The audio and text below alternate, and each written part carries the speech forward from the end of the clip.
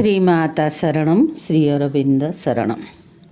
समस्त अपा भाई मानक मोर सादर सप्रेम नमस्कार। आज 20 नवेम्बर श्रीमांकर महासमाधि दिवस। से श्री अरविंदर समाधि आड़क चाही माँ थरे कहिथिले, मु पूजा पाइबाकू चाहे नाही, मु आसीची काम करिबाकू, पूजा पाइबाकू नुहे। तुमको से माने हृदय भरी पूजा करुथांतु प्रभु, तुमको से माने हृदय भरी पूजा करुथांतु आउ मोते निष्कृति दियंतु। नीरवरे गोपन मो कार्य करि जिबा पई अव्याहत भावे आउ शरीर तो सबुठारु भल आवरण। मु निजको प्रश्न करे, पृथ्वी रे जहा रूप नेबाकू चाहूची ताकू प्रतिष्ठित करि परिबे, किंतु प्रतिथर काहींकी प्रभु अनंत अंतर मध्यरु असंदिग्ध निश्चितता नहीं यही उत्तर उठी आसे जे तू जदि ताहा न पारिबु, पृथ्वीर आउ केही भी ताहा पारिबे नाही। तेणु गोटिए मात्र समाधान रहिछि, पराजय वरण न करी मु लागी रहिबी मोर उद्यम रे। मु लागी रहिबी जेते दिन जाए न आसीछि मृत्यु बा विजय। एक कथा श्री अरविंदर समाधि आड़क चाहिकी माँ थरे कही।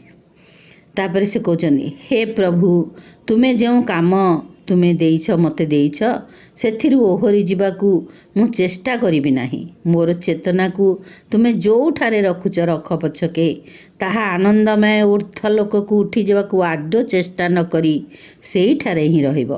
तुमर जदि इच्छा हुए ताकू रखिबाकू पार्थिव प्रकृतिर कर्दम मध्यरे ताहा सेइठारे रहिब शांति रे ओ विश्राम सहकारे।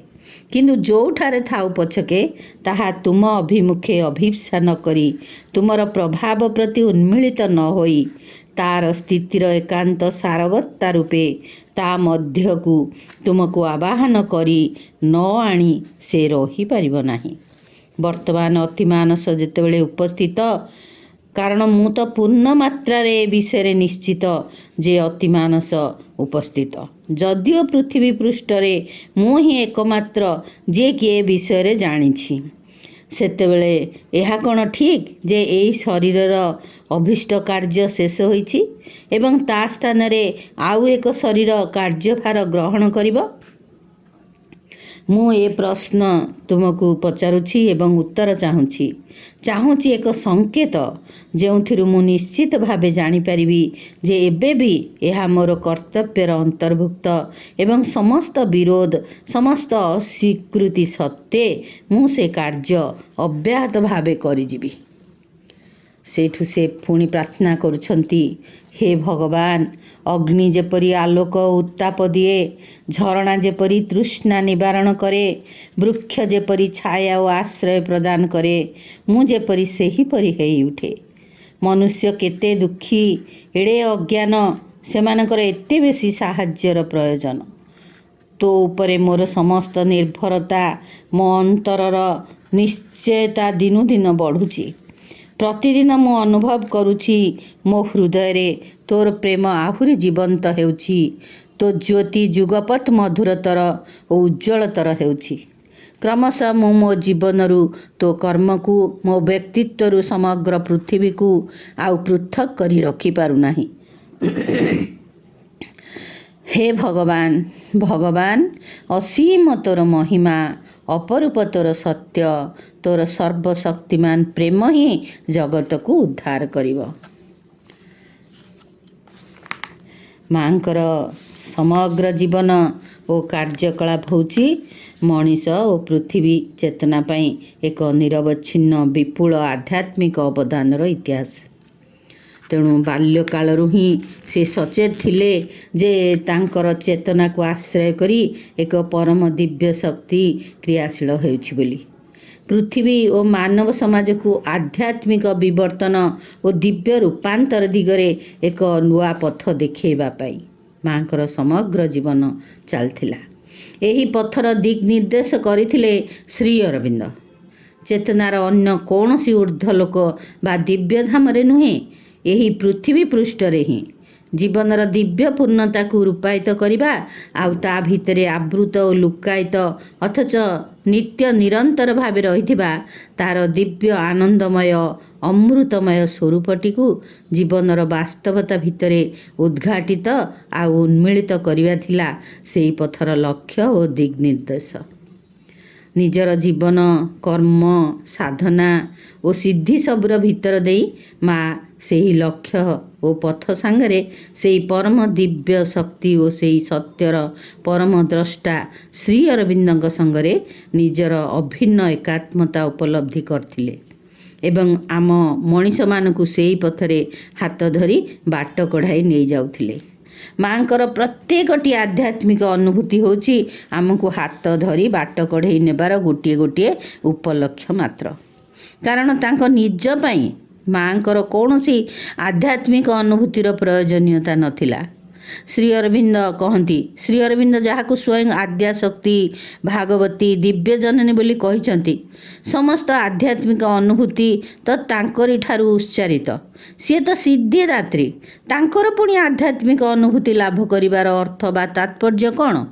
ପରମ ଭଗବତ ଦିବ୍ୟ ସତ୍ୟ ସହ ସର୍ବୋଧ ଭାବେ ଏକ ଓ ଅଭିନ୍ନ ହେବା ସଙ୍ଗେ ସଙ୍ଗେ ବିଶ୍ୱଜନନୀଙ୍କର ଯେଉଁ ଭାବରେ ସିଏ ଏହି ପୃଥିବୀରେ ଅବତୀର୍ଣ୍ଣା ହୋଇ ପୃଥିବୀ ଓ ଜୀବନର ସମସ୍ତ ଅପୂର୍ଣ୍ଣତାକୁ ଗ୍ରହଣ କରିଥିଲେ, ସେଗୁଡ଼ିକ ସହ ଏକାତ୍ମ ହୋଇଥିଲେ, ସେହିସବୁର ରୂପାନ୍ତର ଓ ଦିବ୍ୟ ପୂର୍ଣ୍ଣତା ସାଧନା ହିଁ ଥିଲା ମାଙ୍କର ସମସ୍ତ ଆଧ୍ୟାତ୍ମିକ ସାଧନା ଆଉ ଅନୁଭୂତି ଲାଭର ମୂଳ ରହସ୍ୟ।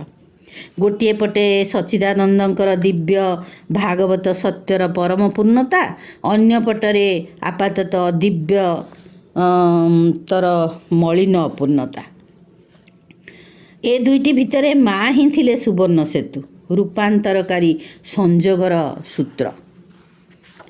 ସେଇଥିପାଇଁ ଶ୍ରୀ ଅରବିନ୍ଦ କହନ୍ତି, ଜନ୍ମ ଜଞ୍ଜାଳ ଓ ନିୟତିର ଊର୍ଦ୍ଧ୍ୱେ ସେ ଅବତୀର୍ଣ୍ଣା, ଘୂରି ବୁଲୁଥାଏ ଯୁଗଚକ୍ର ମନ୍ଥର ଗତିରେ, ତାଙ୍କରି ନିର୍ଦ୍ଦେଶେ ଆବର୍ତ୍ତନ କ୍ରମେ ଆସେ ତାଙ୍କ ପାଶେ, ତାଙ୍କରି ଇଙ୍ଗିତେ କେବଳ ତାଙ୍କରି ସ୍ପର୍ଶ ପରିବର୍ତ୍ତିତ କରିପାରେ କାଳର କରାଳତାରେ। ନିଶ୍ଚେତନା ଲୁଚାଇ ରଖିଛି ନିଗୂଢ଼ ରହସ୍ୟ ତାଙ୍କର, ଆଧ୍ୟାତ୍ମ ରୂପାନ୍ତର ଶକ୍ତି ସର୍ଜନା ତାଙ୍କର। ସେହି ସେ ସୁବର୍ଣ୍ଣ ସେତୁ ଅନୁପମ ବହ୍ନି ଅବିଦିତିଙ୍କର ଦୀପ୍ତିମାନ ହୃଦୟ, ଭାଗବତ ଗଭୀରତା ମଧ୍ୟ ଏକ ନୀରବ ସାମର୍ଥ୍ୟ, ସେ ହିଁ ମହାଶକ୍ତି ଅନିର୍ବାର୍ଯ୍ୟ ପରମ ଶବ୍ଦ। ଆମ କୁଚ୍ଛ୍ର ଆରୋହଣେ ଅତୁଟ ଆଶ୍ରୟ ସେ ଆମର, ସେ ହିଁ ସେ ପରମ ସବିତା, ଯାହାଙ୍କ କଲ୍ୟାଣେ ସକଳ ସୂର୍ଯ୍ୟ ନକ୍ଷତ୍ର ହୁଅନ୍ତି ପ୍ରଦୀପ୍ତ।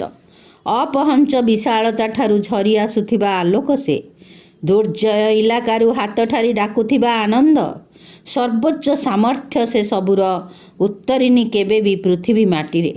ସମଗ୍ର ପ୍ରକୃତି ଆବାହନ କରେ ତାଙ୍କୁ ହିଁ କେବଳ, ସମଗ୍ର ପ୍ରକୃତି ଆବାହନ କରେ ତାଙ୍କୁ ହିଁ କେବଳ, ଉପଶମ କରିବାକୁ ତାଙ୍କ ପଦସ୍ପର୍ଶେ ଜୀବନ ସ୍ପନ୍ଦନର ଯେତେକ ବେଦନା, ବିଦୀର୍ଣ୍ଣ କରିବା ଲାଗି ମଣିଷର ନିଷ୍ପ୍ରଭ ଆତ୍ମା ଉପରୁ ସମସ୍ତ ଅର୍ଗଳ, ପ୍ରଜ୍ୱଳିତ କରିବାକୁ ଦିବ୍ୟ ଅଗ୍ନିଶିଖା ଅବରୁଦ୍ଧ ହୃଦୟରେ ସଭିଙ୍କର।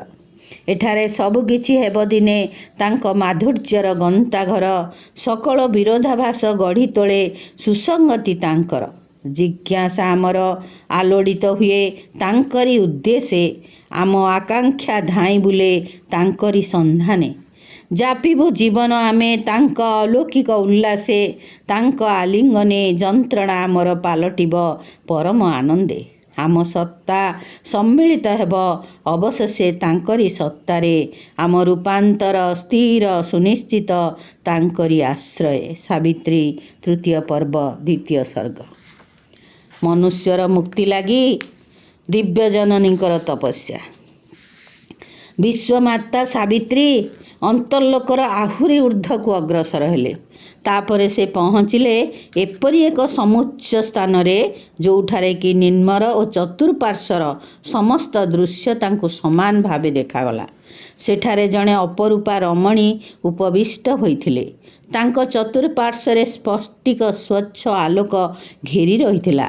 ତାଙ୍କ ନୟନରେ ସ୍ୱର୍ଗୀୟ ଦ୍ୟୁତି ବିଚ୍ଛୁରିତ ହେଉଥିଲା। ମୁଖମଣ୍ଡଳ ଥିଲା ତାଙ୍କର ସୂର୍ଯ୍ୟଙ୍କ ଭଳି ଉଜ୍ଜ୍ୱଳ ଓ ତାଙ୍କ ପଦଯୁଗଳ ଦିଶୁଥିଲା ଚନ୍ଦ୍ର ଭଳି ସ୍ନିଗ୍ଧ ଆଉ ଶୀତଳ। ସେ ସାବିତ୍ରୀଙ୍କ ଉଦ୍ଦେଶ୍ୟରେ କହିଲେ, ହେ ସାବିତ୍ରୀ, ମୋ ଆଡ଼େ ଦୃଷ୍ଟିପାତ କର। ମୁଁ ତୁମର ସେହି ଗୁହ୍ୟ ଅନ୍ତରାତ୍ମା, ଯାହା ଉଦ୍ଦେଶ୍ୟରେ ଓ ଅନ୍ୱେଷଣରେ ତୁମେ ଏତେ ପଥ ଅତିକ୍ରମ କଲଣି। ମୁଁ ଏହି ନିଃସଙ୍ଗ କ୍ଷତବିକ୍ଷତ ପୃଥିବୀର ଯନ୍ତ୍ରଣା ଉପଶମକାରିଣୀ ମାତୃଶକ୍ତି। ମୁଁ ଆରୋଗ୍ୟଦାୟିନୀ ସେବା ଶୁଶ୍ରୂଷାକାରିଣୀ ଶାନ୍ତି ସ୍ୱରୂପା ଧାତ୍ରୀ। ସର୍ବବେଦନାର ସ୍ୱସ୍ତି ମୁଁ। ମା କୋଳରେ ନିରାପଦ ଆରାମରେ ଶୋଇ ଶିଶୁ ତାର ସୁଖ ସ୍ୱପ୍ନ ଭିତରେ ଯେଉଁ ସ୍ୱର୍ଗ ଦୃଶ୍ୟ ଦେଖୁଥାଏ, ସେ ଦୃଶ୍ୟ ହେଉଛି ମୁଁ। ଉତ୍ତର ଲୋକର ଅବତୀର୍ଣ୍ଣ ଛନ୍ଦ ମୁଁ। ସର୍ବସନ୍ତାପର ସାନ୍ତ୍ୱନା ମୁଁ। ରହସ୍ୟମାନଙ୍କର ପ୍ରକାଶିକା। ମଣିଷ ମନର ସବୁ କ୍ଷୁଦ୍ରତା ଭିତରେ ମୁଁ ଶ୍ରେୟ ଲାଭ ଲାଗି ଅଭିପ୍ସା। ସବୁ ଅଶୁଭ ଭିତରେ ମୁଁ କଲ୍ୟାଣ। ଅଚେତନା ଭିତରେ ଚେତନା ମୁଁ। ମଣିଷ ଦେହ ଭିତରେ ବହୁ ରୂପରେ ବହୁ ଭାବରେ ବଢ଼ି ଚାଲିଥାନ୍ତି ଯେଉଁ ଈଶ୍ୱର, ମୁଁ ତାଙ୍କର ଧାତ୍ରୀ ଆଉ ସେବିକା। କର୍ମ ଆଉ ଚିନ୍ତାମାନଙ୍କର ଅଭିଜ୍ଞାନ ମୁଁ। ମୁଁ ମୁକ୍ତି, ମୁଁ ଶୌର୍ଯ୍ୟ, ମୁଁ ହିଁ ସ୍ଥିରତା, ମୁଁ ମଧ୍ୟ ଧୈର୍ଯ୍ୟ ଏବଂ ଆଉ ସବୁକିଛି ଟଳମଳ ଭିତରେ ମୁଁ ପୂର୍ଣ୍ଣ ଅଟଳତା। ସଂଗ୍ରାମରେ ମୁଁ ବିଜୟ, ମୁଁ ମଧ୍ୟ ଆକୁଣ୍ଠ ନମନୀୟ ପ୍ରଣତି।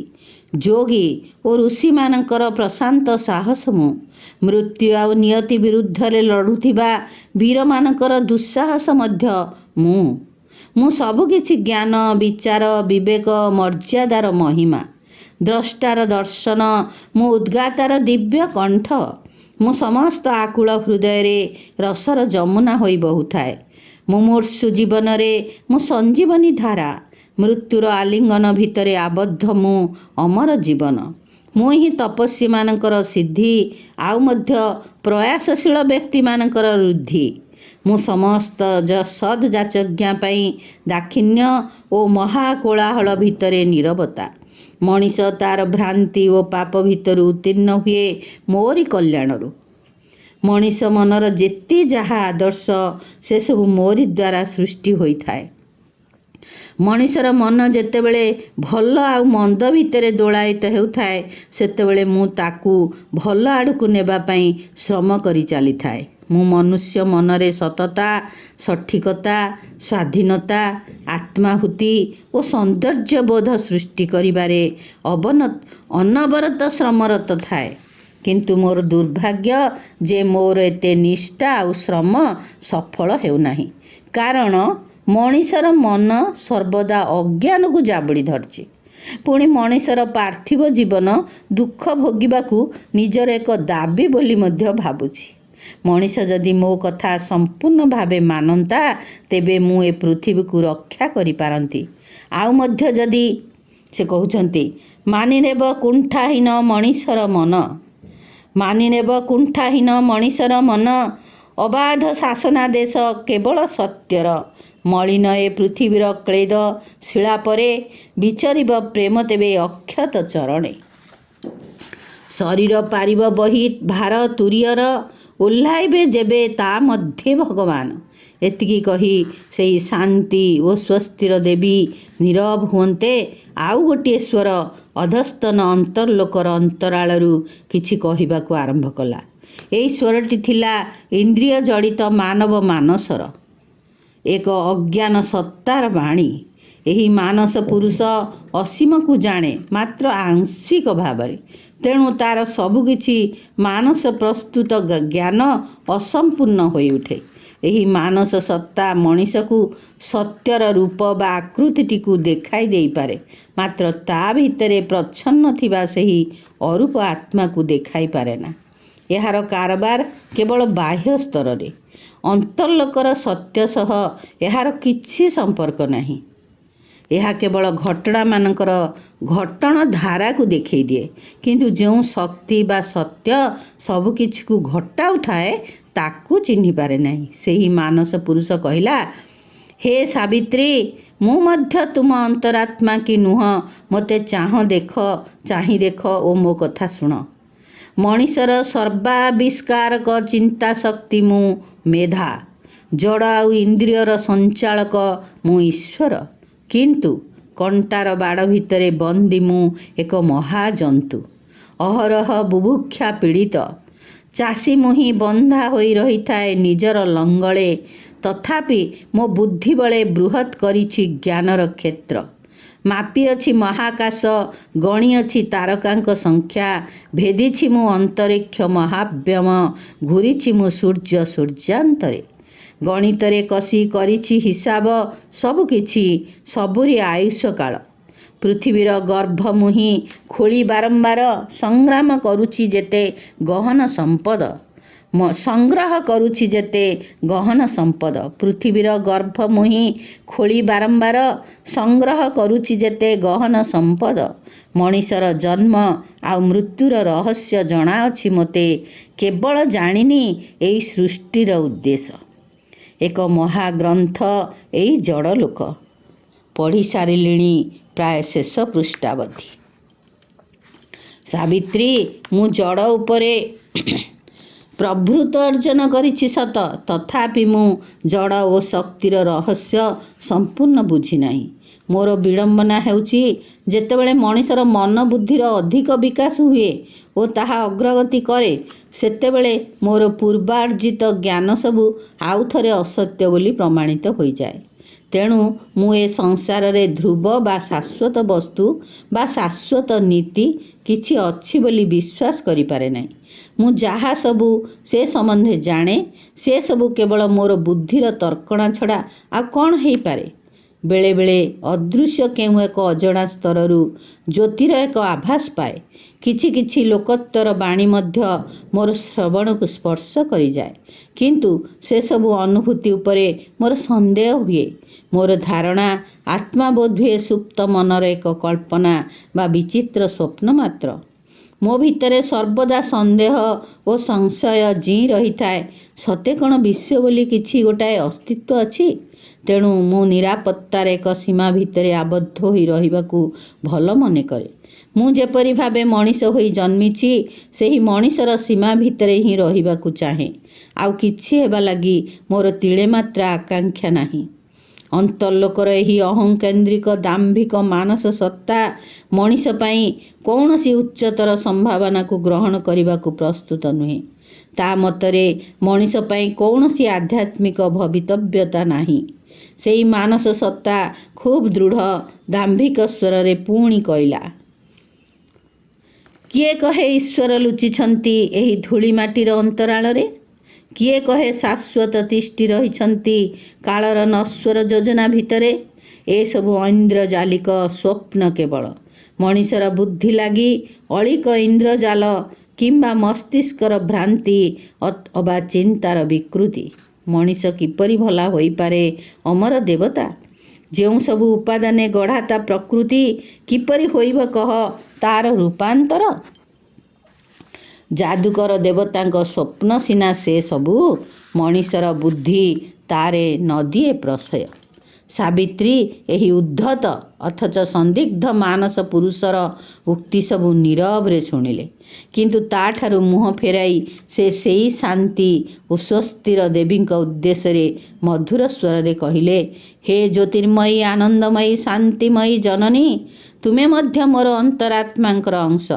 एबे मु तुम कथा शुणिली तुमर आवश्यकता भी बुझिली अंततः तुमे मଣିଷ को तार विस्तृत उच्चतार शीर्ष को आरोहण करिबा लागि प्रवर्त्ताउ थाओ तुमे अच्छ बोली अंततः मଣିଷ जीवनर रात्रि गर्भरे ज्ञानर दीपटिए जळु थाए तुमे अच्छ बोली मଣିଷର अंतरात्मा सर्वदा ईश्वरଙ୍କ आड़कू टाणी होई जाउ थाए ए पृथ्वी रे यथेष्ट घृणा रही सत किंतु तुमे अच्छ बोली घृणा और हिंसार परिवेश रे प्रेम मध्य एठारे परिपुष्ट होई चलीछि मଣିଷର बुद्धिवृत्तिर एही कर्कश शिलामय भूमि उपरे स्वर्गर सुवर्णमय वृष्टि केबे भी हेब नाही एही पार्थिव उद्यान रे नंदन काननर गछटिए उठिब किपरि जीवन वृक्षर शाखा उपरे किपरि बांधिब नीड़ स्वर्गर विहंग मन ଓ ବୁଦ୍ଧିର ପରଦା ଉପରେ ଈଶ୍ୱରଙ୍କର ଏକ ଉଜ୍ଜ୍ୱଳ ଛାୟା ମାତ୍ର ପଡ଼ିପାରେ ସିନା,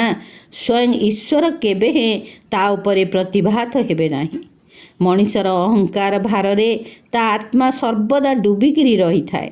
ତଥାପି ମଣିଷର ଅନ୍ତରାତ୍ମା ସର୍ବଦା ସେହି ଦିବ୍ୟ ଅମୃତ ପାଇଁ କ୍ଷୁଧାର୍ଥ ଥାଏ। ତୁମେ ହିଁ ତାର ସେହି କ୍ଷୁଧାକୁ ଆଂଶିକ ଭାବେ ଉପଶମ କରୁଥାଅ। ତାର କାମନାର୍ଥ ହୃଦୟକୁ ସ୍ୱର୍ଗର ବହ୍ନି ଶିଖାରେ ପ୍ରଦୀପ୍ତ କରୁଥାଅ। କିନ୍ତୁ ହେ ଦେବୀ, ତୁମେ ମନୁଷ୍ୟ ପାଇଁ ଆଉ ବେଶୀ କିଛି କରିପାରିବ ନାହିଁ। ତୁମେ ନିଶ୍ଚିତ ଥାଅ, ମୁଁ ଯେତେବେଳେ ପୁଣି ଥରେ ପୃଥିବୀକୁ ଫେରି ଆସିବି, ସେତେବେଳେ ତୁମକୁ ମଧ୍ୟ ଦିବ୍ୟ ବୁଦ୍ଧିରେ ରୂପାନ୍ତରିତ କରିଦେବି ଏବଂ ତାପରେ ଆମେ ସମସ୍ତେ ମିଶି ଏ ପୃଥିବୀରେ ସ୍ୱର୍ଗର ପରିପୂର୍ଣ୍ଣତା ନେଇ ଆସିବା। ପୃଥିବୀର କାମନାର୍ଥ ହୃଦୟରେ ସ୍ୱର୍ଗର ବହ୍ନିଶିଖା ସେତେବେଳେ ଜଳି ଉଠିବ ଏବଂ ମଣିଷର ଦେହ ଓ ପ୍ରାଣ ସ୍ତରରେ ତୁରୀୟ ଓହ୍ଲାଇ ଆସିବ। ପରମେଶ୍ୱରଙ୍କ ନିକଟରେ ପ୍ରାର୍ଥନା ନିବେଦନ କରି ଜଗନ୍ମାତା କହିଥିଲେ, ହେ ଭଗବାନ, ମୁଁ ଏହି ବର ମାଗୁଛି, ତୁମର ସର୍ବଶକ୍ତିମତ୍ତା ଯେପରି ମୋ ଭିତରେ ଥାଇ ପୃଥିବୀର ଯାବତୀୟ ନାରୀ ଓ ପୁରୁଷଙ୍କୁ ଏକ ହିଁ ଆଲିଙ୍ଗନରେ ଧରି ରଖୁ।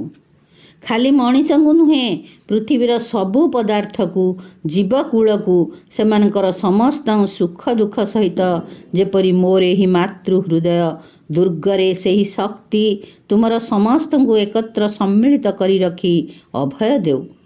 ପ୍ରଭୁ, ତବ ପାଶେ ଏହି ବର କରେ ମୁଁ ପ୍ରାର୍ଥନା, ଯେପରିକି ତୁମର ଆଲିଙ୍ଗନ କରିଦେଉ ଛିନ୍ନ ଜୀବନ୍ତ ଗ୍ରନ୍ଥି ସକଳ ଯେତେ ସବୁ ଦୁଃଖ ବେଦନାର ତୁମ୍ଭର ଦିବ୍ୟାନନ୍ଦ ଗୃହୀତ ହେଉ ଯେପରି ସକଳ ଜୀବରେ, ସେମାନଙ୍କ ଶ୍ୱାସ ପ୍ରଶ୍ୱାସରେ ସେ ଗଭୀର ପ୍ରେମ ତବ ଢାଳୁଥାଉ ନିରନ୍ତର ଯାଦୁକାରୀ ତାର ଧାରା।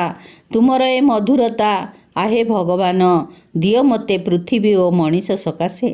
ସାବିତ୍ରୀଙ୍କର ବାକ୍ୟ ସମାପ୍ତ ହେବା ପରେ ସେଠାରେ କେତୋଟି ମୁହୂର୍ତ୍ତ ପାଇଁ ପ୍ରଶାନ୍ତ ପ୍ରେମର ସ୍ପନ୍ଦନ ଖେଳିଗଲା। ତାରି ଭିତରେ ସେହି ଜ୍ୟୋତିର୍ମୟ ଦେବ ତାଙ୍କର ପ୍ରଶାନ୍ତ ଆନନ୍ଦମୟ ସ୍ୱରରେ ସାବିତ୍ରୀଙ୍କୁ ସମ୍ବୋଧନ କରି କହିଲେ, ମୂର୍ତ୍ତିମତୀ ବାଣୀର ହେ ସୁନ୍ଦରତମ ବିଗ୍ରହ, ତୁମରି ଚିନ୍ତା ହିଁ ତ ମୋର ଚିନ୍ତା, ତୁମରି କଣ୍ଠରେ ତ ମୋରି କଥା ହିଁ ଫୁଟି ଉଠୁଛି। ମୋର ସଂକଳ୍ପ ତ ତୁମରି ହିଁ ସଂକଳ୍ପ। ତୁମେ ଯାହା ବରଣ କର, ମୁଁ ମଧ୍ୟ ତାହା ହିଁ ବରଣ କରେ। ତୁମେ ଯାହା ଚାହୁଁଛ, ମୁଁ ସବୁ କିଛିକୁ ପୃଥିବୀ ଆଉ ମଣିଷକୁ ବର ସ୍ୱରୂପ ପ୍ରଦାନ କରିବି। ହେ ସାବିତ୍ରୀ, ମୋର କାଳାତୀତ ସଂକଳ୍ପକୁ ତୁମେ ମାନି ନେଇଛ।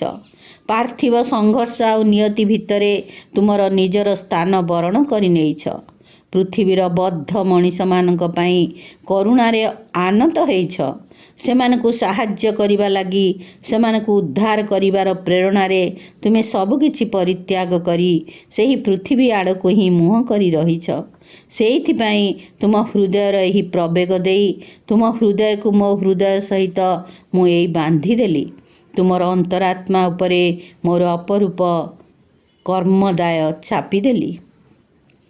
ଏହି ବିଶ୍ୱ ହୋଇଉଠିବ ଈଶ୍ୱରଙ୍କର ଏକ ପ୍ରତ୍ୟକ୍ଷ ଉଦ୍ୟାନ ବାଟିକା। ପୃଥିବୀ ହେବ ତାଙ୍କର କ୍ଷେତ୍ର ଓ ରଣାଙ୍ଗନ। ମୃତ୍ୟୁକୁ ସ୍ୱୀକୃତି ଦେବା ଲାଗି ଭୁଲିଯିବ ମନୁଷ୍ୟ, ଭୁଲିଯିବ ମଧ୍ୟ ତାର ଏହି ଭଙ୍ଗୁର ଶରୀରର ନଶ୍ୱରତା। ଏହି ବିଶ୍ୱ ଖୋଲି ଧରିବ ତାର ଗୁପ୍ତ ଅର୍ଥ। ରାତି ବର୍ତ୍ତମାନ ପାହିବାର ବେଳ ହୋଇଗଲାଣି। ମନୁଷ୍ୟ ସମାଜ ଶୁଦ୍ଧ ସୁବର୍ଣ୍ଣ ହୋଇପାରିବାର ଅବସ୍ଥାରେ ଆସି ପହଞ୍ଚି ସାରିଲାଣି, ବା ଏପର୍ଯ୍ୟନ୍ତ ସେ ତାର ଘଣା ଭିତରେ ପଡ଼ି ପରୀକ୍ଷିତ ହେବା ଲାଗି ଏକ ଆବଶ୍ୟକତା ହୋଇ ରହିଛି। ସମଗ୍ର ସମସ୍ୟାଟି କହିଲେ ବସ୍ତୁତଃ ତାହା ହିଁ ବୁଝାଇବା ଉଚିତ। ଗୋଟିଏ କଥାରେ ଆଦୌ କୌଣସି ସନ୍ଦେହ ନାହିଁ, ତାହା ହେଉଛି ଯେ ମନୁଷ୍ୟ ଜାତି ଏବେ ମଧ୍ୟ ଖାଣ୍ଟି ସୁନାରେ ପରିଣତ ହୋଇପାରିନାହିଁ। ଏ କଥାଟା ଆଖିରେ ଦେଖି ହେଉଛି ଏବଂ ନିଶ୍ଚିତ ବୋଲି ପ୍ରମାଣିତ ହୋଇଯାଉଛି। ମାତ୍ର ଏହି ପୃଥିବୀର ଇତିହାସରେ ଏପରି ଗୋଟିଏ ଘଟଣା ଘଟିଛି, ଯାହାକି ଆମକୁ ଏପରି ଏକ ଆଶା ଦ୍ୱାରା ପରିଚାଳିତ ହେବାର ଅବକାଶ ଦେଇଯାଉଛି ଯେ समग्र मनुष्य जाति मध्यरे निर्वाचित अल्प केते जण अत्यंत अल्प संख्यार कई जण व्यक्ति संभवतः खांटी सुनारे रूपांतरित हेबा लागि वर्तमान प्रस्तुत होई रहिछन्ति एवं सेई माने ही कौनसी प्रकार हिंसा आचरण न करी तथापि बलर प्रकट कराइबा लागि समर्थ हेबे, कौनसी ध्वंस साधन न करी वीरत्वर प्रकट करि परिबे एवं पृथ्वी पृष्ठ को कौनसी प्रकार विपर्यय को डाकी न आनी तथापि साहस प्रकट करि परिबे। श्री अरविंद स्वयं कहिछन्ति जे आध्यात्मिक भूमि को उत्तीर्ण होई जिबा लागि जदि मनुष्य थरे आपणार सम्मति प्रदान करि पारंता, से कहते मनुष्य जदि थरे सम्मति दियंता कि मु सेई आध्यात्मिक भूमि को उत्तीर्ण हेबाकु चाहे, जदि मनुष्य आध्यात्मिकतार मार्ग ग्रहण करिबा लागि सम्मत हेई पारंता, जदि से सम्मत हेई पारंता ता भितरे एपरि एक उपादान अछि। श्री अरविंद कहउचंती जे मनीष भितरे एपरि एक उपादान रहिछि जाकि सेथि लागि प्रकृत रे प्रार्थना करूछि, सेथि पई अभिप्सा रखिछि, मात्र तार अवशिष्ट सत्ताटी नास्ति करिबारे ही लागिछि। से वर्तमान जेपरि अछि ठीक सेही परि होई रहिबाकु चाहे, रहिबाकु इच्छा करूछि। अग्निदाह द्वारा दग्ध हेबा सकाशे कुंड को निक्षिप्त हेबा पई सेही पई एक मिश्र अशोधित धातुटीए होई रहिबा लागि से भारी इच्छा करूछि।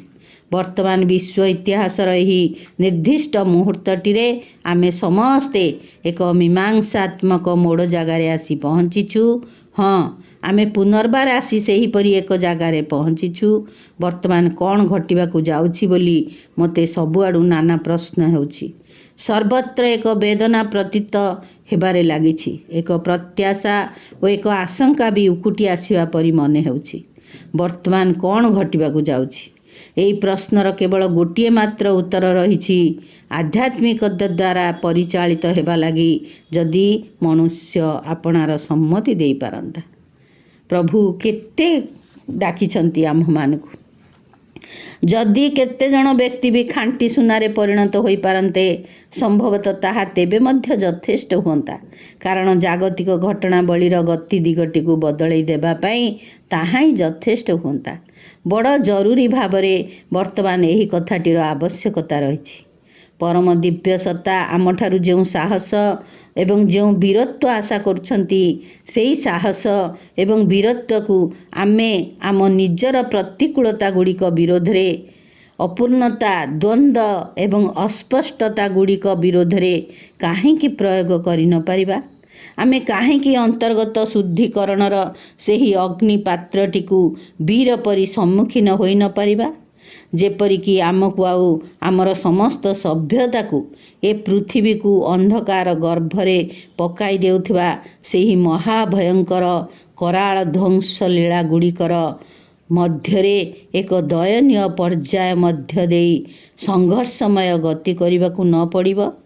आम सम्मुखरे एहा ही हेला असल समस्या। आमे प्रत्येके समस्ते आपणार मार्गरे आस समस्ते मिसी सेही समस्याटीर समाधान करिबा। मते जो सबु प्रश्न पचरा जाइछि आज संध्यारे मु सेही सबु प्रश्नर उत्तर देइछि एवं श्री अरविंदଙ୍କ भाषारे मु यार उत्तर देउछि।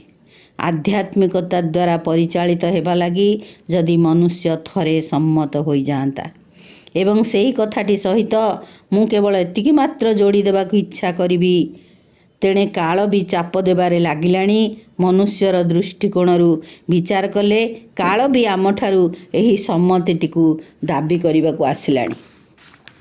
पृथ्वी उपरे अंधकार उतेई आसीछि, गाढ़ और प्रचंड होई विजयी होई स्थूल जगतर सबुकिछि दुख भय ध्वंसरे परिणत होइछि एवं तो प्रेमर ज्योति ताहार दीप्ति सह जेपरि शोकर आवरण तले बुड़ी जाइछि। हे दिव्य जननी, गोटे विपुल प्रेमावेग सह तो मध्यरे मु मिसिगली। सर्ववस्तुर अधीश्वर को एही तीव्र मिनती जनाउछि जे से जेपरि पथ देखाई दियंती, से जेपरि निज कर्मधारर निर्देश निजे दियंती, आम्भे माने जेपरि सेही पथरे दृढ़ पदक्षेप सह चली पारू। समय बही जाउछि। हे भगवान, दिव्य शक्ति शोकग्रस्त पृथ्वी को साहाय्य करने शीघ्र जेपरी आसन्ति। हे मातः, हे जननी, तोर समस्त संतान को तू तोर विशाल वक्षरे गाढ़ आलिंगन करी तोली धरिछु। समस्त को समान भावे तो दिव्य प्रेम द्वारा आवृत करी रहिछु। हे प्रभु, मु होई उठिछि तो दिव्य प्रेमर पावक बन्ही।